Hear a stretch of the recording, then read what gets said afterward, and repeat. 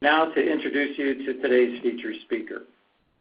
It's Eric Anderson, who is the Hartmarx Professor and formerly Chair of the Marketing Department at Northwestern University's Kellogg School of Management. He's also the Director of the Center for Global Marketing Practice. He holds a PhD from MIT and has previously taught at the University of Chicago and University of Rochester. His research interests include innovation, pricing strategy, new products, retailing, and channel management. His research recently has been conducted with various companies around the world and has impacted both management practice and academic theory. His articles have appeared in many scholarly journals such as Journal of Marketing Research, Marketing Science, Management Science, and Journal of Economic Theory. Also, he's published in the Harvard Business Review and the Sloan Management Review. His 2004 paper on the long-run impact of pricing and promotions was recently recognized for its enduring impact in the field of marketing. And his 2014 paper on deceptive product reviews won the Paul E. Green Award for the best paper in the Journal of Marketing Research. Currently, he's the department editor for the Journal of Management Science and associate editor for Operations Research. He teaches retail analytics, marketing analytics, and co-directs leading with big data and analytics in the Exec Ed program at Northwestern's Kellogg School. And with that, I'll turn it over to Eric. Terrific. Thank you so much, Gordon. And just to begin with, I want to thank the folks at MSI for organizing this webinar. I'd also like to thank the participants for taking time out of their day just to hear a little bit about my research. So today what I want to share with you is some work that we're doing on a title you can see on your screen, which is Harbingers of Failure, and now what we think of as sort of Harbingers of Success. And this is part actually of a series of papers with a bunch of my co-authors. So you can see their names up on the screen here. And so the paper began originally, or this research stream began back in 2015 with a paper that we published in JMR, and now has led to sort of 3 subsequent papers. And I'm going to tell you a little bit about the second paper, which is with my co-authors, Chao-Chen Chen, as well as Blake McShane. But before I jump into a specific paper, I want to just pause for a second and talk about how we came up with these research ideas and a little bit more broadly about what the implications might be. So the core idea in this stream of papers begins with sort of recognizing that managers face a really fundamental problem, which is determining, whether a product is going to succeed or fail. And there's lots of famous examples of failed products. On the screen in front of you, you can see IHOP French Toast, which I think is a fantastic product, but it ends up failing in the marketplace. And so what we want to think about in this paper is, how can we predict whether this product will succeed or fail? And what we're going to think about is that who buys, not just whether a customer buys, is going to be important. And in particular, we're going to show you that some customers tend to consistently buy failed products, and other customers tend to consistently buy winners. And so we're going to think of these as sort of Harbinger customers. And that's what I'm going to spend most of my time talking about today. A second stream sort of emerged from this, from thinking about, well, if customers contain information, maybe products have some information in them. And so you can imagine a customer who shops at a retail store, and you want to predict, is that customer going to be a winning customer, much like is IHOP French Toast going to be a winning product? And in this case, we sort of reverse things and ask, well, are there Harbinger products? Meaning, are there specific products that customers may buy on their first purchase that indicate something about their lifetime value? And they might be from completely different product categories, but they're informative about whether this is a good customer for your retail store. So I'll tell you a little bit about the Harbinger Products work that we've done at the very end of today's talk. So the reason I wanted to start here is because it begins by asking sort of an interesting question, which is, we've had tons of interest in innovation, lots of interest in sort of lifetime value.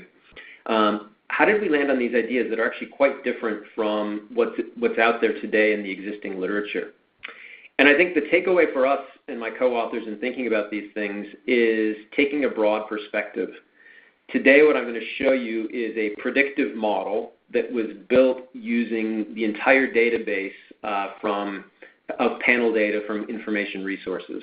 So we have IRI's entire panel database that spans massive amounts of customers as well as categories.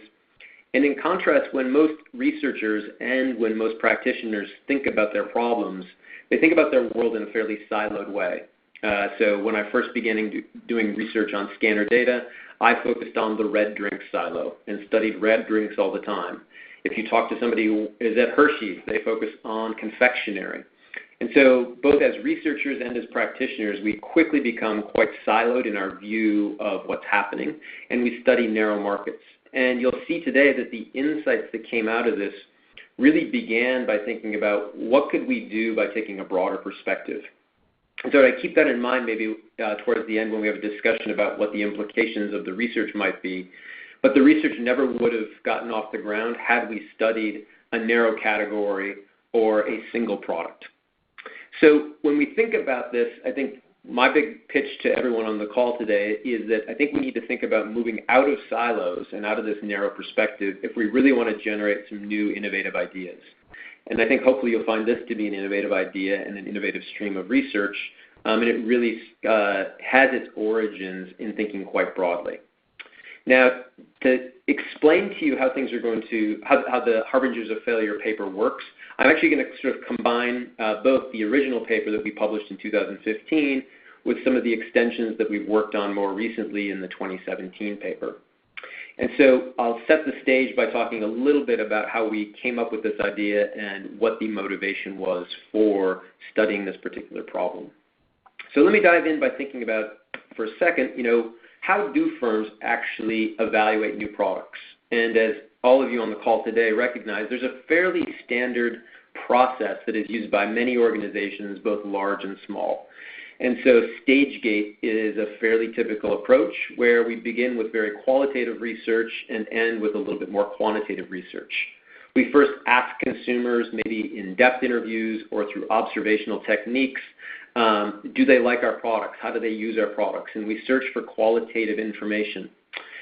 We then may go into concept testing where we roll a product out and refine it and try and fine-tune the product that we're bringing to market. As part of doing this, we might host a focus group to get feedback from customers about their likes and dislikes, and ultimately we bring it to market to see does it actually sell in a retail marketplace. There's a common principle across all of these stages, which is that product development is entirely focused on looking for good news or positive feedback, meaning that what we would like to see is that if a customer likes something, we're going to try and do more of it. If they dislike something, we're going to try and do less of it. If a product does well in a test market, it moves into national rollout. And this is sort of a standard part of the entire stage gate funnel. Our research is going to sort of challenge that in an important way. And in particular, we're going to show that not all positive feedback should be viewed as a signal of future success. And in particular, what we've shown in this research is that increased sales of a new product by some customers can be a strong signal of future failure. So let me just pause right there for a second and say this is completely counterintuitive. We're saying that if you sell more of your new product, it may actually indicate that your product is less likely to succeed in the marketplace. And this negative signal that we're thinking about is coming from a particular segment of buyers. And in particular, it's coming from these customers that we think of as harbingers of failure. And so our focus in these papers is, when we think about Harbinger customers, is to help understand who are these customers, how can you understand who they are, and how can you maybe use them going forward in the R&D process. So when we start to think about this topic of harbingers of failure, let me step back to the practical problem of suppose we want to predict the likelihood of success of a new product. So on the screen in front of you can see a product, Bailey's Coffee Creamer, that might be launched into the marketplace. And you want to understand, is this actually going to be successful? So picture yourself at the end of the stage gate process and you're launching it into a test market. The traditional sales metrics that you might look at would be, did customers try the product? How did we do in the first 5 weeks, the first 10 weeks in terms of generating trial? Did we actually generate the repeat purchases we were looking for and sustain that initial wave of demand? Now, these metrics are informative, and I think our research sort of supports that. But we'll also focus on a slightly different approach, which is we're going to ask not only did you generate trial, but amongst which customer segments did you generate trial? Were you generating trial amongst harbingers of failure, or were you generating trial amongst harbingers of success? And so this turns out to be relatively informative in our predictive models. What we'll show is that the more people buy, the more sales you generate from harbingers of failure, the more likely it is that your product is going to fail.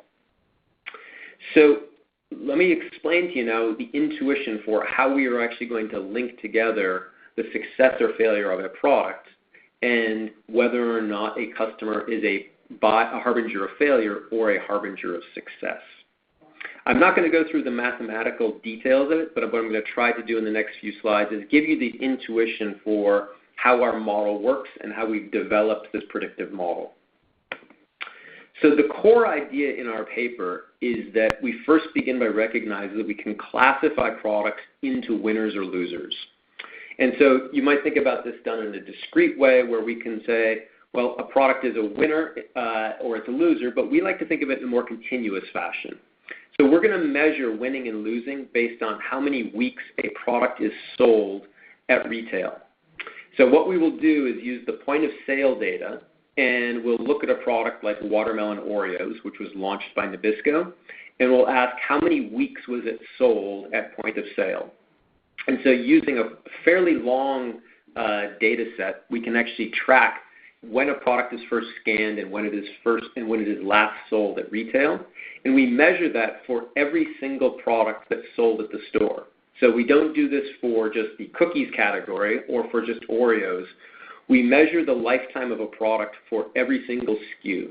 So you can imagine now that at any point in time, a typical grocery store might be selling 40,000 SKUs. Over a decade, we end up with an incredibly large number of SKUs that we actually track the progress of. So the starting point for this is to recognize that there's variability in how long things are on the shelf, and we're going to use that as our first input into the model. Intuitively, then, what are we going to do is we'll classify products you can see on the left of the screen, like Watermelon Oreos and Coke Black, which is a coffee-flavored Coca-Cola, as they'll tend to be losing products, whereas products that last longer on the shelf, like Chobani or Quaker Chewy granola bars, are going to be winning products. The second part of this now is assume for a second that I can tell you which products are winners and losers, and I can classify them, and I'll talk a little bit about how we do that in a second. But once I can classify products and I can classify the entire store at any point in time, what I can now do is look inside a consumer's basket. So I can see a consumer who constructs a basket that might consist of Watermelon Oreos and Coke Black, and you can see intuitively now from the top of the screen that that's going to be a basket that is best characterized as a harbinger of failure, meaning they're buying mostly short-lived products. On the other side of the screen, you see a basket that consists of Chobani and Quaker Chewy granola bars, and now you can see that that basket is better characterized by they have more winners. And so our basic idea is to first think about developing a model where we can score products based on whether they're winners or losers, and then from there we can construct a score for a basket. So the question now becomes, when you see a customer who buys Bailey's, is that customer the type of customer who came from a harbinger of failure or a harbinger of success? So again, logically, we want to think about starting from the individual items sold in the store. I'm able to score out every product as being maybe a winning product or a losing product. From there, I can score a basket, and from there, I can score a customer. And now, when I see a customer buying my product that just launched into the store, I can have an indicator that tells me whether that product is being bought by a customer who tends to buy winners, tends to buy losers, or is somewhere in between. That's sort of the core idea in our paper. To get into a little bit more detail on how we actually do this, what we have is a detailed database where we can see individual purchases by customers over time. So we're actually using the panel data from IRI, and it's about 75,000 customers that we're able to look at. And so we can use every single panelist and all their purchases across the entire U.S. at all retail outlets in all channels. And what we can do now is see what kinds of things do you actually buy. And so a customer might purchase, for example, watermelon Oreos, and they also might buy Chobani. And now I can ask, well, what kind of a customer is this? What are the weights that I should have associated with that customer? And our empirical predictive model is going to generate a weight for every single product that's sold by the store. Now, our weighting function is illustrated on the next slide. What our weighting function is you can think of it as a lookup table, where if you tell me the number of weeks that a product was on the shelf, I can then go to the y-axis and look up, well, what's the appropriate weight to give to that product as I'm looking at a customer's basket. So on the example on the slide, Chobani may have been on the shelf for over 300 weeks, and you can see that I would give that a slight positive weight, just slightly above the 0 point on the y-axis. In contrast, if a customer had put Oreos into their basket, watermelon Oreos, you can see that we would give that basket a negative score. And so now we're able to take individual products and give them positive and negative scores, and then ultimately construct a score for your basket. And then we can also then average that over all of a customer's baskets to get a distribution of customer scores. So on the next slide, what I'm showing you is the averaging across all those customer scores. So this is a histogram of all of our customers, and behind all of these dark bars in the histogram, there's about 70,000 observations. And you can see that there are customers both in the positive domain and in the negative domain. To the right of 0, those in the positive domain, those are going to be our harbingers of success. Those are customers that tend to have positive overall scores across all of their baskets. And then you'll also see there's customers who are in the negative domain. Those are customers who are having negative scores.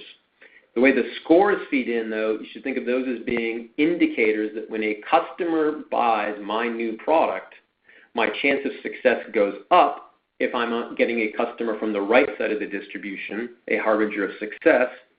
My likelihood of success goes down if I get a purchase from a customer who's on the left side of the distribution. Empirically, we see that about 34% of all of the customers in our data are harbingers of failure. 12% sit around the middle, indistinguishable from 0, and about 54% sit to the right and are positive. So this comes back to tell you empirically what we see is that customers on average are actually informative. On average, you're likely to draw a customer who is a harbinger of success from the marketplace, which says that a purchase should be a good indicator of future success. Right? That's consistent with one's intuition that I should be tracking trial and repeat. But roughly 1 out of every 3 customers are actually harbingers of failure. And these customers not only signal that these customers tend to signal that a purchase of your new product by them is actually indicating that your product is likely to fail. To give you a sense of the magnitude, this is probably the upper bound on the magnitude, but if all your sales were from harbingers of success, meaning that 100% of your customer demand came from the right side of the distribution, versus all of your demand came from the left side of the distribution, from the harbingers of failure distribution, the change in the probability of success would be 0.12. Right? So meaning that if your baseline success rate was 40%, it would jump up by 12 percentage points up to 52%. And that's sort of the upper bound, I would think, on the overall magnitude of the impact. If we then ask, a more qualitative question, who are these customers? How do I understand who are the harbingers of failure? It turns out that the harbingers of failure first are wealthier. They tend to be somewhat younger, and they have more children. And the interesting thing about this is you ask, someone at dinner tonight, do you know a harbinger of failure? Having given this talk many times, people can always find a friend that they know of that is a harbinger of failure. Somebody they know tends to buy losing products all the time and maybe recommend losing products. You might ask yourself, well, why do these 3 demographic characteristics show up? For a second, think about wealth. What wealth enables you to do is buy new products and engage in variety seeking. If you have wealth, you have the option of trying a new product. Whereas if you look at the very bottom of the income distribution, those customers are very frugal with their dollars. They may be less likely to try new things and then less likely to become harbingers of failure. So wealth to us is first an indicator that you can actually get into the game of trying these new products. The second thing is that why having more children might be an indicator of harbingers of failure. If I was to buy watermelon Oreos and had a family of 5 kids, you might bring the watermelon Oreos home and your kids would tell you, the Oreos are terrible, don't buy watermelon flavor again, go back to regular. But what's going to happen next is they would actually eat them and they would be gone in a few days. Instead, if you were a single parent or a single person and you bought watermelon Oreos, tasted them and disliked them, you're stuck with them for perhaps weeks or you have to throw them away. So children provide this massive consumption opportunity where you can try things out. If it goes well, you can buy it again quickly. If it doesn't go well, you get to consume it and it's not so costly.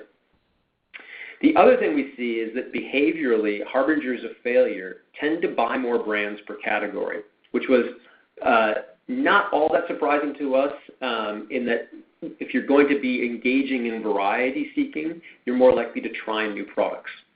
It also turns out that those who are harbingers of failure tend to shop at fewer retail chains. We don't have a great explanation for this, but empirically that's what we find. And then the last thing we see is that they tend to be relatively late adopters of new products, meaning they're not the first movers into the category. If anything, they show up after the first movers. And when we've talked to folks about this, many people predicted that harbingers of failure would be those people that were the first ones in line to get the new product. Empirically, we don't see that in our data. Now, another way of characterizing harbingers of failure is about where they shop. And you might have this intuition that harbingers of failure goes with bad customers, and that's far from the case. While these customers tend to buy failed products, they're actually incredibly profitable for retailers. So for example, if you look at the bottom of the diagram that I have on the slide right now, you'll see that there's a warehouse club where harbingers of failure represent 35% of the average distribution of customers in the population. But for warehouse club B, they represent more than 50% of their revenue. So harbingers of failure can be a substantial part of a retailer's revenue base. Simply because they buy failed products does not mean that they are failed customers. They actually may be customers who buy a considerable amount from them. But notice that the drugstores tend to end up at the top of the list. Drugstores tend to get most of their money from harbingers of success rather than harbingers of failure. And then we see that grocery stores are somewhere in between. So what we've seen in our data is that warehouse clubs across the board tend to be ones where harbingers of failure are more likely to shop. Now, an interesting thing that we did after our MSI talk in the fall is we held a little roundtable at the MSI immersion where we asked people to come up with new ideas of how could you take this research and use it in practice. And there were 10 really good ideas that came from the crowd. And we took that back and we actually started looking at it in more detail. And one thing that the MSI Practitioners Immersion Conference asked us to look at was, can you tell us where these people live? Could you tell us the regions that they live in? So what we did is we created a heat map where we went into each state and we calculated the raw average of each household's Harbinger index. So a red score or a negative score would be a customer who is a harbinger of failure. And if the state has a negative score, it's going to be color-coded in a reddish color. Harbinger, I said that backwards. The reddish scores will be harbingers of failure. In contrast, the opposite occurs on the East Coast. So the bluish scores are going to be the opposite. And what you can see is that there's considerable variation across states. So in Minnesota and North Dakota, we see a reddish color. And then if you move to the west, as you get to Colorado, Utah, Arizona, California, and Washington State, we tend to see more of a reddish color. As you move east, it tends to be more bluish. And so we see variation in harbingers of failure and success by state.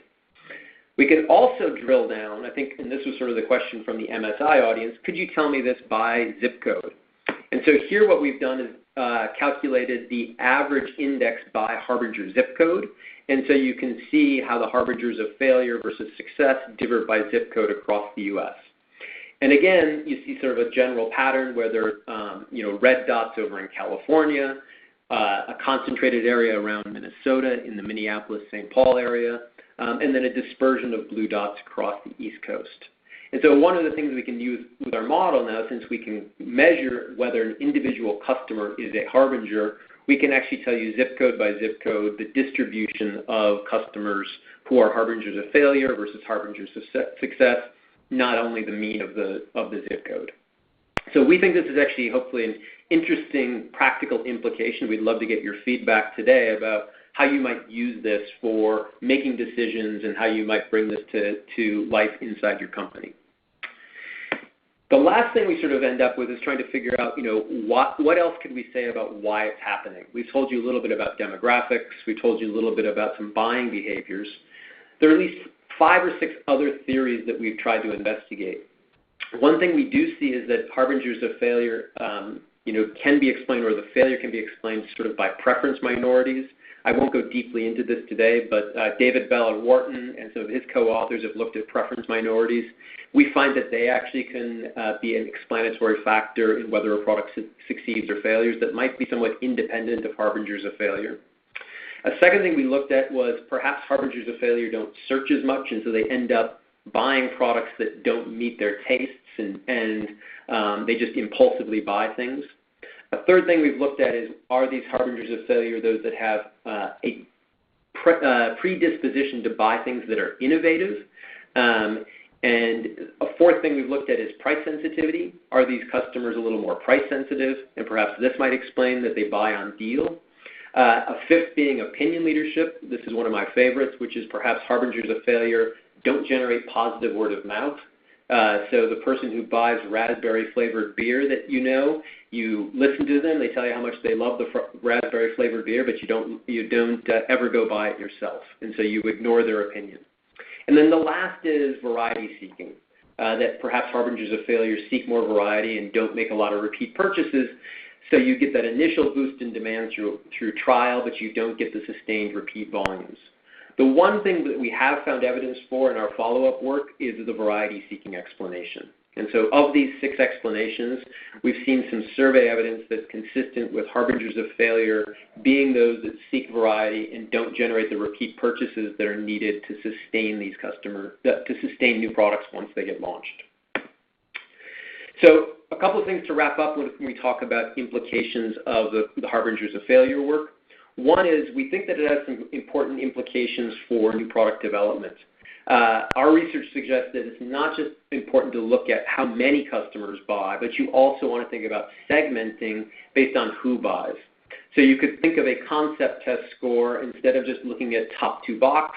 You might look at top 2 box from harbingers of failure or top 2 box from harbingers of success, and start thinking about splitting your data if you could identify who these customers are based on this metric.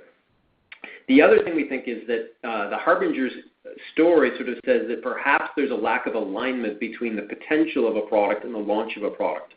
All of the data that we're using for this study are from products that have actually gone to market, have been launched into the national marketplace. And it's possible that these products might be better designed as niche products rather than mass market products.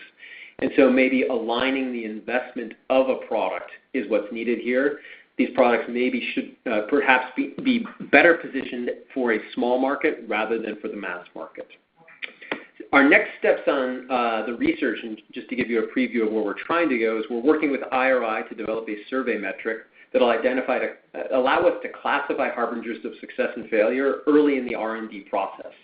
And so rather than doing this with scanner data, which is very far into the R&D pipeline, near the end of it, we want to actually do it at the start of the pipeline. So we hope to be able to develop a survey metric that can help you classify customers as winners or losers on this metric early in the R&D process and use it to make the call earlier on rather than when you're already in the marketplace.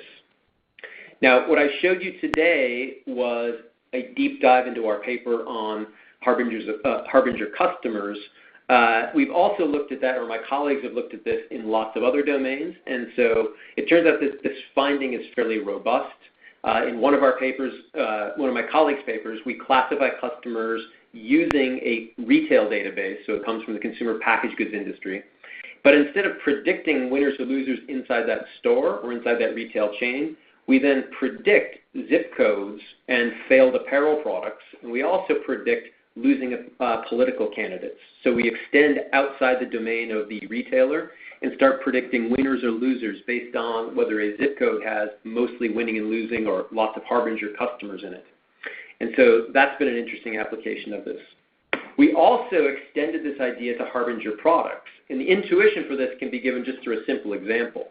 Imagine you are a bookstore retailer, and a customer walks in, and the very first thing they buy is a calendar. So on the left of the screen, you've got a Chicago Cubs calendar, your 2018 Chicago Cubs calendar.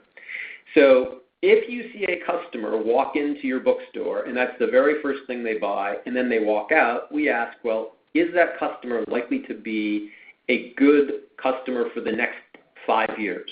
Will they become a high lifetime value customer empirically over the next 5 years?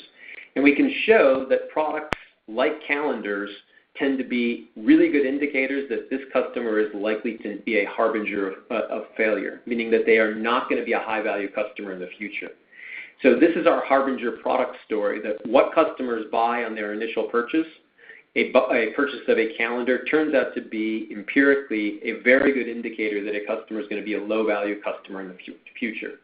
We've replicated this finding now at 3 different retailers. We've done this at an apparel firm, we've done it at a bookstore, and we've also done it at a CPG retailer.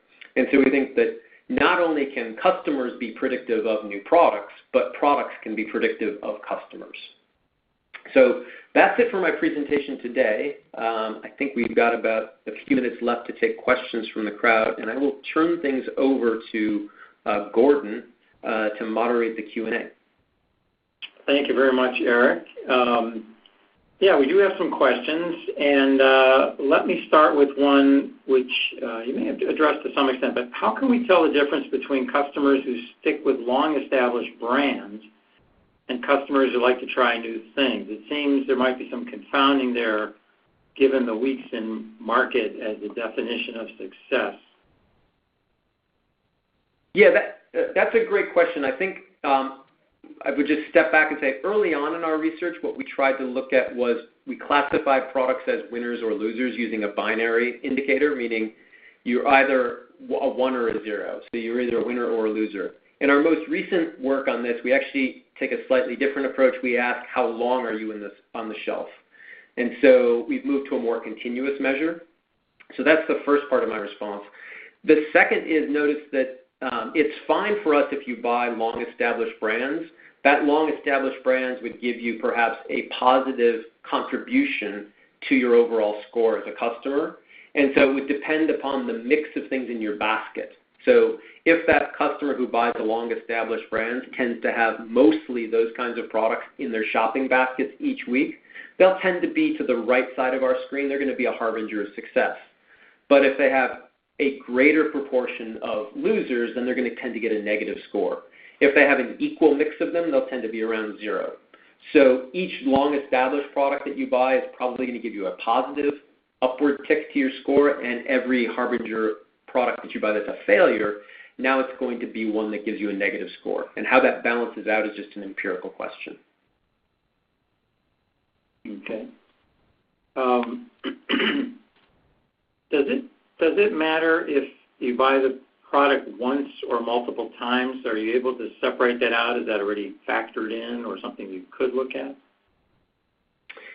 In our first paper, we actually looked at repeat purchases. And what we found is that repeat purchases were really informative, meaning that if you bought watermelon Oreos once, you got a negative score.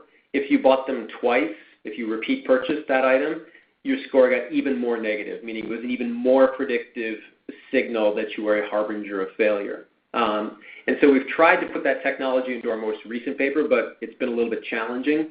But in general, what we found so far is that repeat purchases of failed products is an even stronger signal that you are a harbinger of failure. Yeah. Does the model account for products with an intentionally limited distribution, such as seasonal items or limited time offers? So the model doesn't account for that, but our data process does. So what we do is we remove all of the seasonal items that we can identify from the data set. So you can think of them as we just force them to have a score of 0. We eliminate them from the model manually.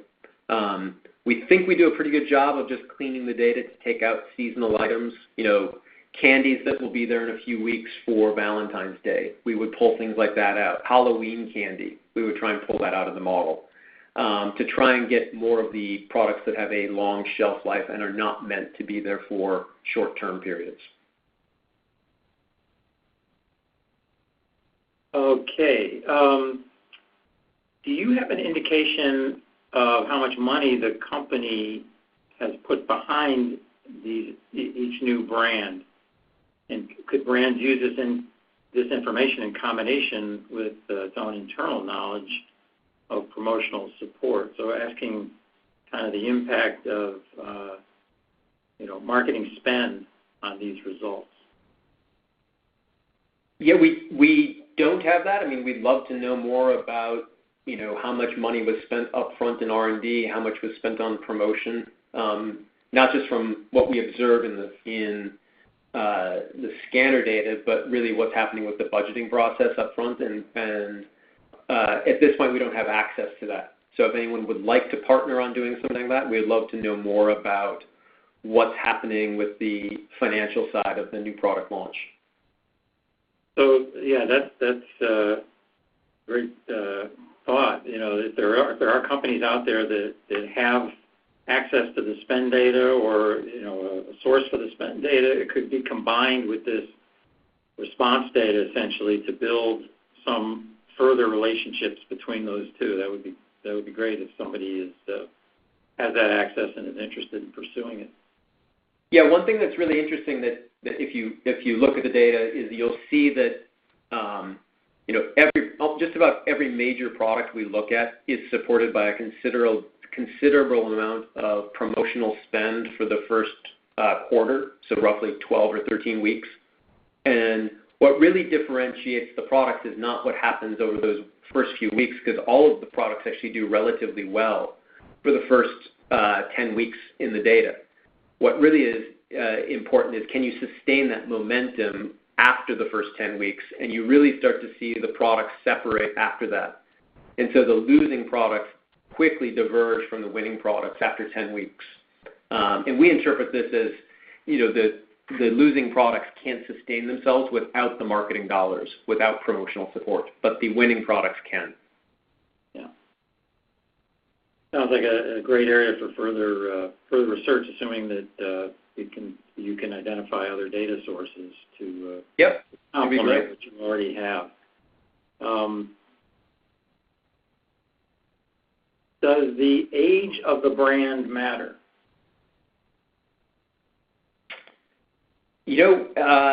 That's a fantastic question. I love that question. I wish we could actually easily measure the age of every brand. If you've worked with the types of data sets that academics have access to, as far as I know, the actual age of the brand is not easily available. And so, we actually have a fairly long data set. We're covering more than a decade. We have a very long data set, but we actually don't know, the detailed information on when the brands were first launched. While you're on that, what decade was it that you're covering? Somebody's asked a question about that.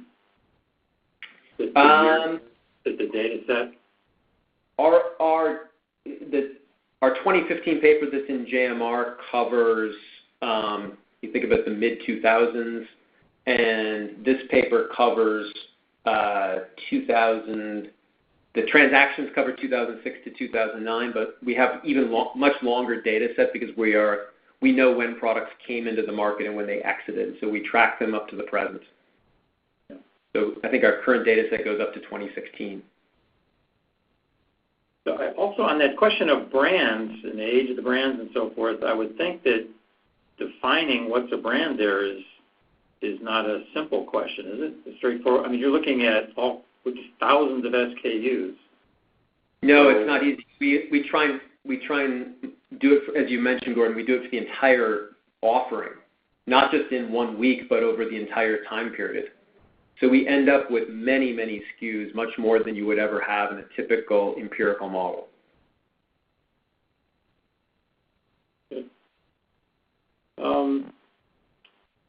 Harbingers of failure represent it seems that harbingers of failure represent a large portion of sales of failed products.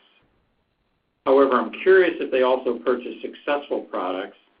What percent of their product purchases come from successes and failures? I think you may have addressed some of that, but perhaps there's some specifics there that you can comment on. Yeah, that's a good question. So we should do that. I mean, I think we haven't split the data to look at what fraction for a successful product, you might ask what fraction of demand comes from harbingers of success. We could also ask the question that was posed, which is, how much of their spending is on successful products as well. So we could create some summary metrics around that. I like that. We haven't done it yet, so stay tuned. That's great.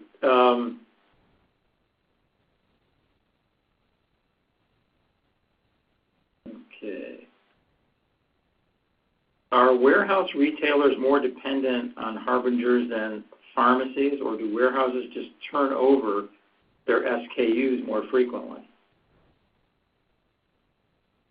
I think it's a bit of a coincidence, but the reason warehouse shoppers are more dependent on harbingers of failure is if you come back to the demographic profile, think about them being fairly wealthy and having many kids, and then you ask, well, who's going to shop at a warehouse club? Well, first you have to be able to afford the membership to get into a BJ's or a Sam's or a Costco, and the second is you have to like buying in bulk. And so they target customers who I think coincidentally happen to be harbingers of failure. And so the demographic profile of harbingers of failure, I think, coincidentally overlaps with the demographic profile of warehouse clubs. I don't think there's any causality there, because notice that you are classified in our model as a harbinger of failure or success based on your purchases from every single outlet.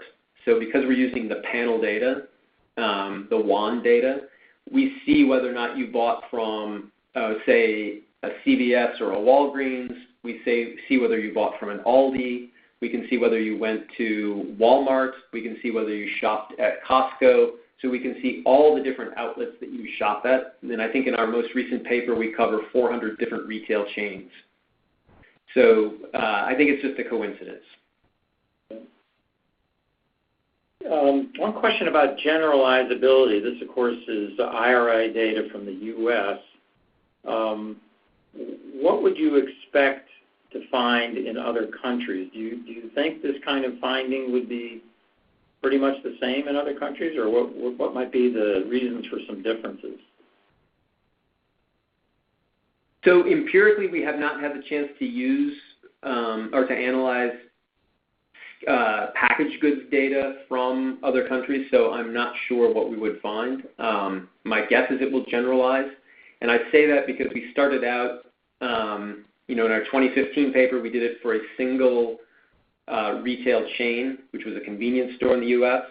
So all we were looking at is shoppers who went to a narrow part of the marketplace and found the harbinger of failure effect.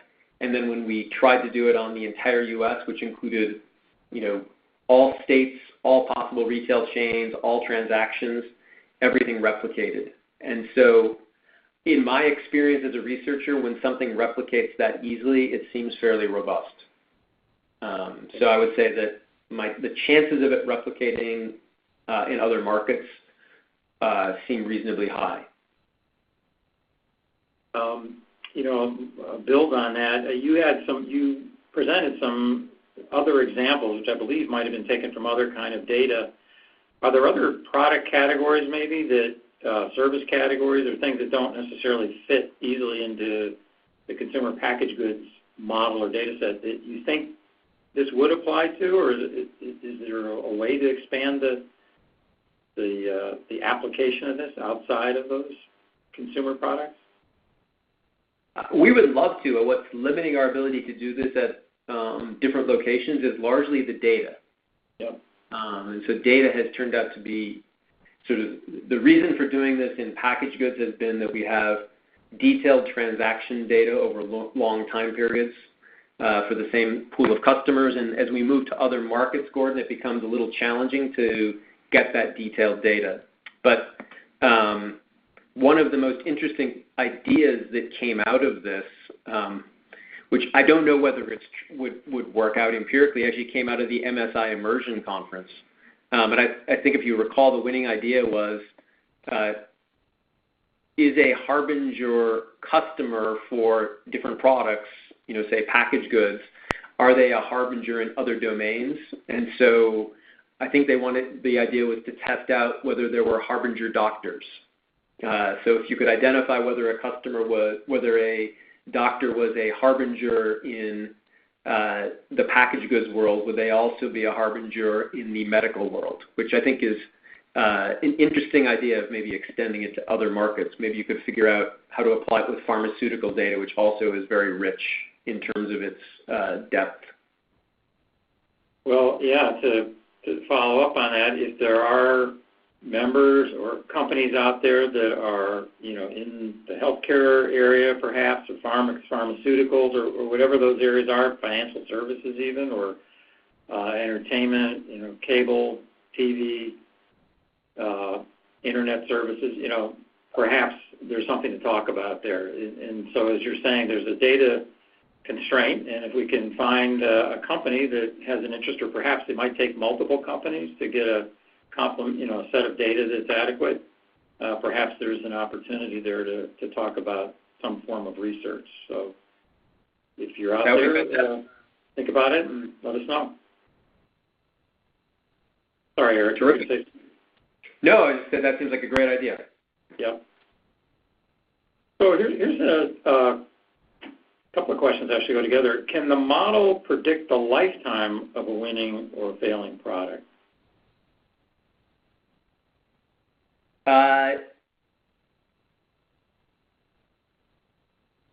Potentially. I think we haven't focused on that, but potentially, yeah. We can tell you, if the question is, if you give us the mix of customers that you are potentially selling to, we can tell you how the model would predict different lifetimes right now. So the answer to that would be yes. But we haven't thought about using it in that domain. We could use it, but we haven't done it in that to answer that specific question. So the data, would potentially allow that analysis. And I think the reason that question was asked was the follow-on, in a practical sense, can use this information to fail fast. We hear a lot about, that's a good thing to do, fail fast and move on to the next thing. If you can use Harbinger-type analysis to anticipate those things, potentially that could have some value for businesses. Yeah, and I think our core idea is not only ideally you would know how to make the call in the first few weeks that you're on the shelf, but even better would be to make a more informed decision earlier in the stage gate process as you're developing products. And so I think that's really what our core focus is on now, is trying to figure out how do we get to that point where you can make the call earlier and add this information. It's a very difficult prediction problem to begin with, and anyone who's worked on these problems know that if you can move the needle just a tiny bit in the right direction, it can be incredibly valuable. So we hope that we can solve that problem going forward.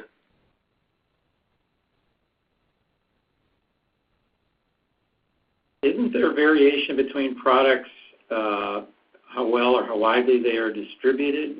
And is that something that you can account for? We clearly see variation in breadth of distribution for products.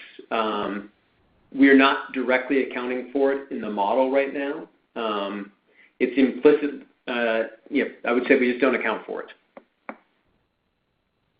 Most of the products we have, though, are in our database.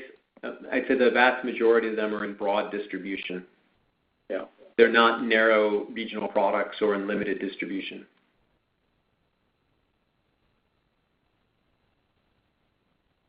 Okay. Are there patterns among harbingers of failure to over or under index in category volume consumption? Oh, that's an interesting question. We haven't looked at that in terms of are they heavy buyers in a category. Yeah, we've looked at cross-category effects, so we can show you that, if you're a harbinger, if we classify you as a harbinger based on your purchases of household cleaning items, it turns out to be predictive of food. And so there's cross-category effects. It's not like we're classifying you in soda and then we're only looking at your future purchases of soda. But we have not looked at overall volume. That's another really good idea. So we haven't checked whether that indexes with total volume.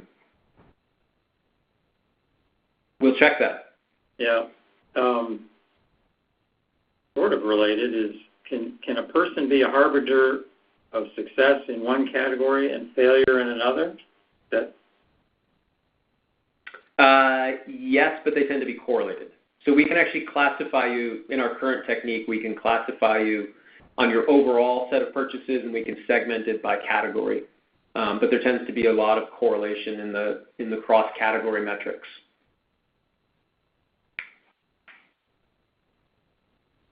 Okay. Some of the people in the audience have very detailed questions about the model, and I think the best thing would be to refer them to some of your research papers, which you've identified.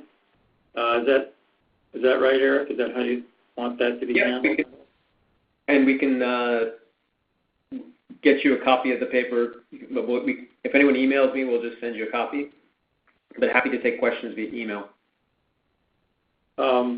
This has been a very deep and rich set of questions. I don't know if this is typical, of what you've seen. I know at Immersion we had a lot of great questions, and like you said, we had people trying to make applications and come up with new ideas.